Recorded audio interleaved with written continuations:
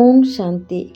जो लोग बेईमान हैं उनको कैसे जीवन में दंड मिलती है, वो लोग जीवन में कैसे रोते हैं, और जो लोग भगवान पर विश्वास करते हैं, उन पर भरोसा करते हैं, भगवान उनकी मदद कैसे करते हैं। ये चीज़ को आज हम एक सत्य घटना से जानेंगे। आप ये सभी जानते हैं, जो लोग बेईमान हैं वो चाहे कितनी बुद्धिमान हो, कितनी उनके पास तरकीब हो, लेकिन वो एक दिन उनको हारना ही पड़ता है। उनको जीवन में दंड मिलता ही है। और जो लोग उन पर विश्वास रखते हैं, उन पर आस्था रखते हैं, भगवान उनकी मदद ज़रूर करते हैं। चाहे आप कितनी भी मुसीबत में हो, आपको लगे भी कि भगवान आपकी मदद नहीं कर रहे हैं, लेकिन अगर आप सत पथ पर है और आप भगवान पर भरोसा करते हैं और आपका कर्म सही है, आपके मन में कोई खोट ना हो, तो भगवान आपकी मदद ज़रूर करते हैं। कहते हैं ना, सत्य परेशान हो सकते हैं लेकिन पराजित कभी नहीं हो सकता। अगर आप सत पथ पर है तो आपके जीवन में कभी कभी विपत्ति आ सकती है, लेकिन वो कभी भी आपको हरा नहीं पाएगी। जब भी आपको लगे कि सामने कुछ भी नहीं दिखाई दे रही है, तभी एक मदद की रोशनी ज़रूर आपको दिखाई देती है, क्योंकि आप सत मार्ग पर है। आप भगवान के ऊपर विश्वास करते हैं, उनको भक्ति करते हैं, उनसे प्रेम करते हैं, फिर आप जीवन में पराजित कैसे हो सकते हैं। जो लोग कहते हैं कि भगवान हमें मदद नहीं करते हैं, तो उनकी भक्ति में, आस्था में, प्रेम है, कोई ना कोई खोट जरूर होगी। लेकिन अगर कोई खोट नहीं है तो आपको मदद के हाथ जरूर मिलती है। और ये हमेशा आपको याद रखना पड़ता है कि भगवान के घर देर हो सकती है लेकिन अंधेर नहीं। आपके प्रेम में, आपकी भक्ति में कभी भी स्वार्थ नहीं होना चाहिए। जो लोग निस्वार्थ भाव से परमात्मा शिव बाबा से प्रेम करते हैं, उनकी भक्ति करते हैं, उन पर विश्वास रखते हैं, भगवान भी उनकी लाज जरूर रखते हैं, उनको मदद के हाथ वो जरूर बढ़ाते हैं। ये सब जीवन में कैसे होता है, आज इस एक सत्य घटना के माध्यम से हम जानेंगे। घटना कुछ इस प्रकार है। वृंदावन नगरी में एक संत रहा करते थे। वृंदावन नगरी के हर लोग उनको जज साहब करके पुकारते थे। तो एक व्यक्ति ने दूसरे एक संत से पूछा कि महाराज, इनको सब जज साहब करके क्यों बुलाते हैं। तो उसी सन्यासी ने उनको फिर समझाया कि ये पहले एक जज हुआ करते थे। जो लोग दोषी होते थे उनको दंड देते थे और सबका अच्छे से विचार करते थे। लेकिन इनकी जीवन में कुछ एक घटना घटी जिसकी वजह से आज ये अपनी नौकरी, घर बार सब कुछ छोड़कर सन्यासी बन गए हैं। तो उस घटना के बारे में वो व्यक्ति को जानने की बहुत इच्छा हुई। तो वो साधु महाराज ने फिर उस घटना के बारे में उनको बताया। घटना कुछ इस प्रकार था कि एक समय की बात थी। 20 वर्ष पूर्व ये व्यक्ति एक जिला के जज हुआ करते थे। उस जिला की एक गांव में भोला नाम का एक व्यक्ति रहता था। तो वो भोला बांके बिहारी का बहुत बड़ा भक्त था। वो हर काम को बांके बिहारी को सौंप दिया करता था। अगर कुछ अच्छा हो, अगर कोई व्यक्ति उससे पूछे कि ये कैसे हो गया, तो वो बोलता था कि मेरे बांके बिहारी जाने। अगर कुछ उसके साथ बुरा हो गया, फिर भी वो कभी भी दुखी नहीं होता था। उसको हमेशा बोलता था कि मेरे बांके बिहारी है ना, वो सब कुछ ठीक कर देंगे।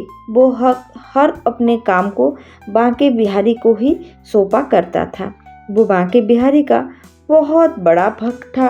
तो इसीलिए वो कभी भी किसी काम को लेकर ना अत्यधिक खुशी होता था, ना अत्यधिक दुख होता था। वो हर काम को अपने बांके बिहारी को ही सौंपा करता था। उनके परिवार में 2 बेटे, 1 बेटी और उनकी पत्नी रहती थी। भोला जी अपने परिवार के साथ बहुत सुखी से रहते थे। उनके पास पैसे की जरूर अभाव थी, लेकिन उनको अपने बिहारी जी पर बहुत भरोसा था। समय बीतता गया। एक दिन उनकी बेटी की शादी की योग्य वयस हो गई। उसी समय उनकी पत्नी ने उनको बोले कि देखिए, हमारी बेटी शादी की योग्य हो गई है, उनकी भी समय आ गया है कि हम उनकी शादी कर दें। ये बात सुनकर भोला ने अपने पत्नी से कहे कि आप क्यों चिंता करते हो, बिहारी जी है ना, वो सब कुछ ठीक कर देंगे। ये कहकर वो बिहारी जी के मंदिर चले गए, क्योंकि वो तो हर रोज़ बिहारी जी की सेवा करते थे। समय बीतता गया। एक दिन उनके लिए अच्छा सा एक वर का जुगाड़ भी हो गया। शादी के दिन नज़दीक आते गए, लेकिन उस समय भी उनके पास कोई पैसा नहीं था। तो उनकी पत्नी बहुत चिंतित होकर बोले, देखिए, शादी का समय भी नज़दीक आ गया है, लेकिन हमारे पास कुछ पैसा ही नहीं है, बेटी की शादी कैसे करेंगे। ये सुनकर भोला जी एक महाजन के पास चले गए ऋण लेने के लिए। उनसे पैसे लाए। वो भी अपने खाता बही हिसाब में सारे लिख कर उनको पैसे दे दिए। इसी तरह अच्छे से उनकी बेटी की शादी निपट गई। बेटी की शादी के बाद भोला ने अपने दोनों बेटे से कहे कि देखो, मैंने तो महाजन से पैसे ऋण पर लिए हैं, उनको हमको समय पर चुकाना होगा, तुम लोग कुछ काम करो। उनके दोनों बेटे भी बहुत आज्ञाकारी थे। वो दोनों शहर चले गए काम करने के लिए। कुछ समय के बाद दोनों बेटे घर पर लौट आए और अपने पिताजी से बोले, पिताजी, हम शहर जाकर काम कर कर ये सारे पैसे लाए हैं, आप जाकर महाजन को उनके सारे पैसे लौटा दीजिए। ये सुनकर भोला जी बहुत खुश हो गए।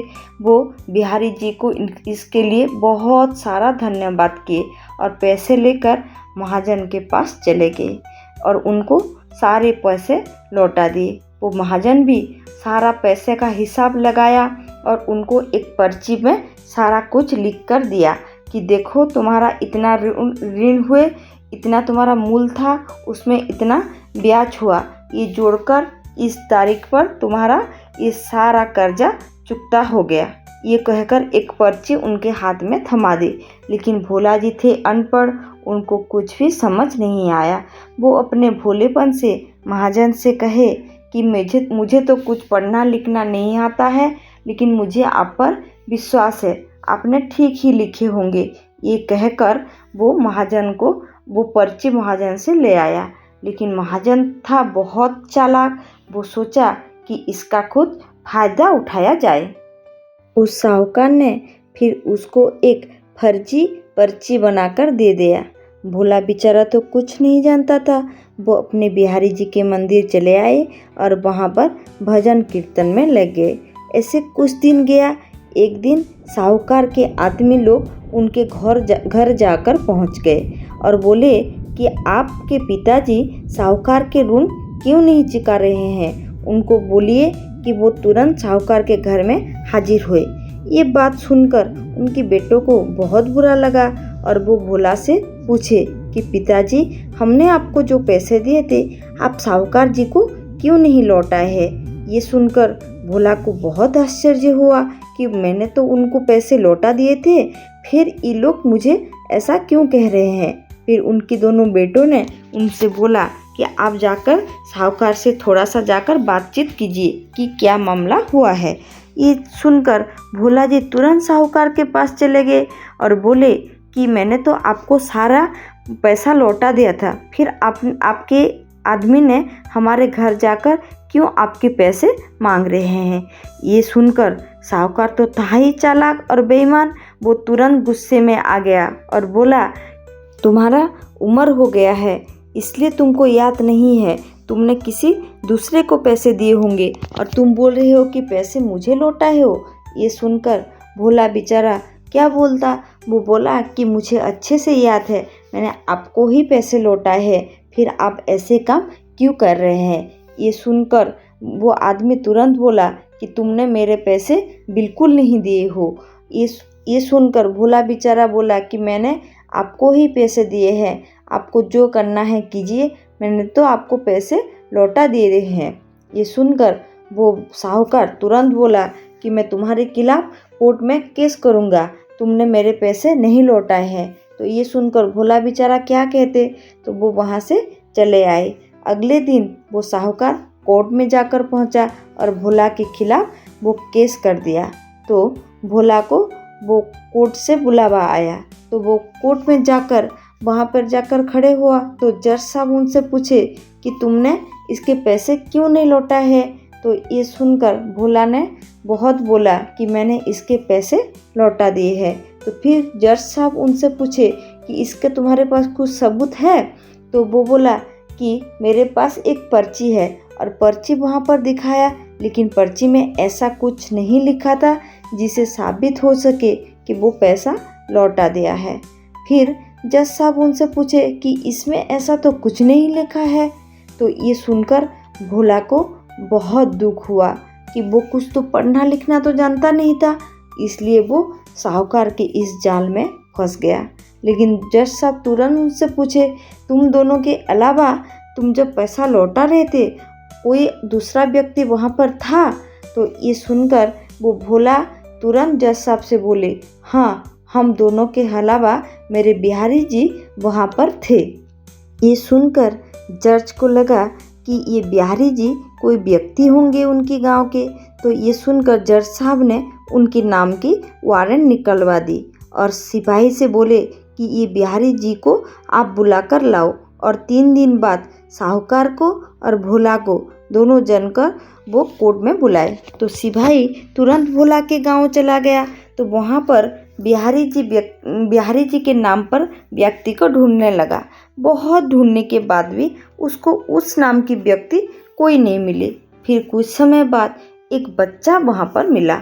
तो उनसे वो पूछे कि ये बिहारी जी कौन है। तो वो बच्चा एक मंदिर के तरफ इशारा किया और बोला, साहब, जो सामने आप जो मंदिर देख रहे हैं, वहाँ पर बिहारी जी रहते हैं। तो सिपाही को लगा शायद ये किसी पुजारी का नाम होगा। तो वहाँ जाकर वो बुलाए। तो एक पुजारी जी वहाँ पर आए। तो पुजारी जी से वो पूछे कि यहाँ पर कोई बिहारी जी रहते हैं क्या। तो पुजारी जी ये सुनकर बोले, हाँ साहब, बिहारी जी तो यहीं रहते हैं। तो वो तुरंत वो वारंट वहाँ उनके हाथ में थमा दिया और वहाँ पर चला गया। वो पुजारी उनसे कुछ पूछते उससे पहले वो सिपाही चला गया था। तो वो पुजारी फिर सोचने लगे कि बिहारी जी के नाम का वारंट क्यों आया। वो तुरंत वो चिट्ठी को खोलकर पढ़ने लगे।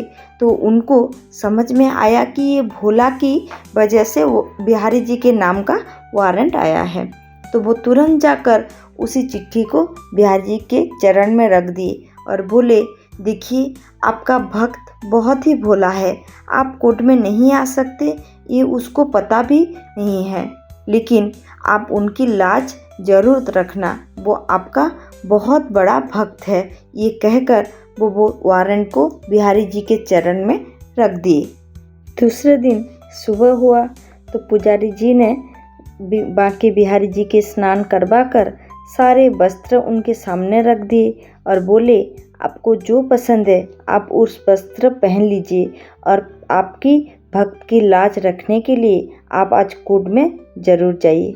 कुछ समय बाद भोला वहाँ पर पहुँचा और बोले कि आप मेरे गवाही बनकर आप कोर्ट में ज़रूर आइए, क्योंकि आप भी जानते हैं कि साहूकार झूठ बोल रहा है। और ये कहकर भोला कोर्ट में चला गया।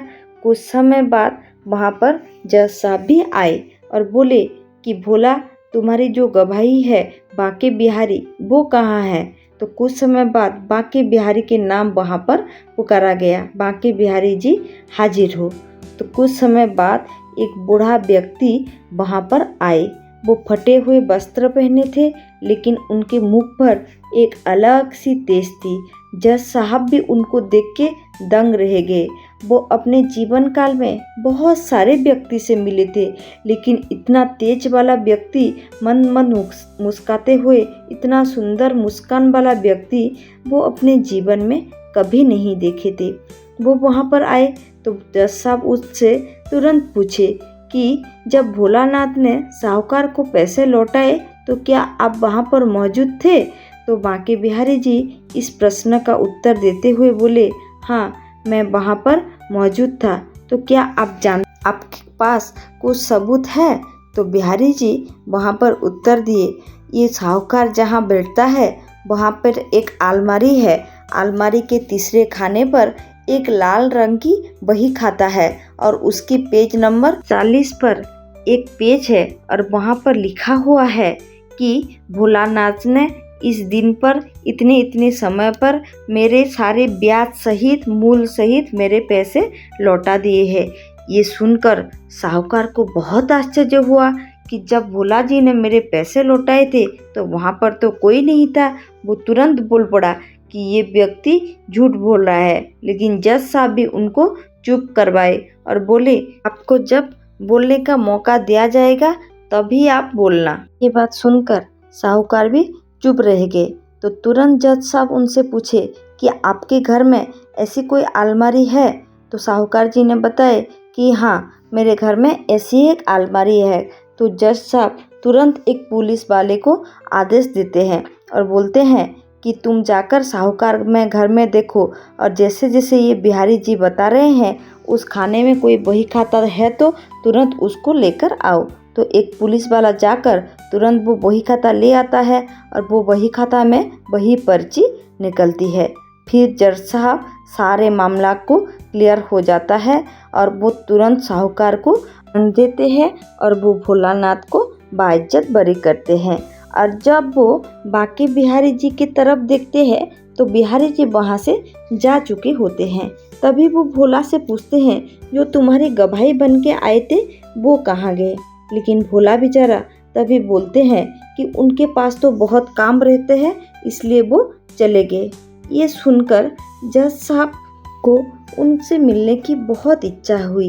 वो तुरंत अपने सिपाही से बोलते हैं कि तुम वारंट लेकर जहाँ गए थे क्या तुम वहाँ पर लेकर मुझे जा सकते हो? तो सिपाही ने तुरंत जज साहब को वहाँ लेकर चला गया। तो जज साहब ने पूछे कि तुम वारंट किसको दिए थे? तो सिपाही बोला कि मैं यहाँ पर इनकी जो सेवक है मैं वहाँ उसको ही वारंट थमाया था। कुछ समय बाद वहाँ के पुजारी वहाँ पर आए तो जज साहब ने उनको तुरंत पूछे कि तुम्हारी मालिक कौन है? जो बिहारी जी है आज जो भोला के गवाही बनकर आए थे वो कहाँ है? तो ये सुनकर पुजारी जी जज साहब को बताए, मेरे मालिक यही है। तो जज साहब ने देखे उनकी मालिक कौन है? सामने जो मूर्ति थी बांके बिहारी जी की वही उनकी मालिक है। तो जज साहब सारा मामला समझ गए। वो समझ गए कि आज उनकी भक्त की लाज रखने के लिए स्वयं श्री कृष्ण बिहारी जी उनकी आज गवाही बनकर आए थे। तभी उनको सारा बात समझ में आ गई और वो वहाँ से ही संन्यास धारण कर लिए। सारा नौकरी, घर बार, पैसा रुपया सारा छोड़कर वो तुरंत ही सन्यासी बन गए। वो वृंदावन धाम में बिहारी जी के सेवक बनकर रह गए। वहाँ पर छल कपट ना हो, सिर्फ निस्वार्थ प्रेम हो, भक्ति हो। वहाँ पर स्वयं भगवान को भी आना पड़ता है। इस घटना के माध्यम से आप सबको पता चल गया होगा कि भक्ति कैसी होनी चाहिए, प्रेम कैसी होनी चाहिए, कि हमारी प्रेम ऐसी होनी चाहिए कि स्वयं भगवान भी आने के लिए मजबूर हो जाए। आपके जीवन में भी ऐसी भक्ति और ऐसी प्रेम की उदय हो, इस शुभकामना के साथ आज के वीडियो को समाप्त करते हैं। अगर आपको वीडियो पसंद आए तो लाइक कीजिए, अपने फैमिली और दोस्तों के साथ शेयर कीजिए। जो लोग चैनल में नए हैं चैनल को ज़रूर सब्सक्राइब करिए और अपना सुंदर सुंदर कमेंट हमारे कमेंट बॉक्स में ज़रूर दीजिए। ओम शांति।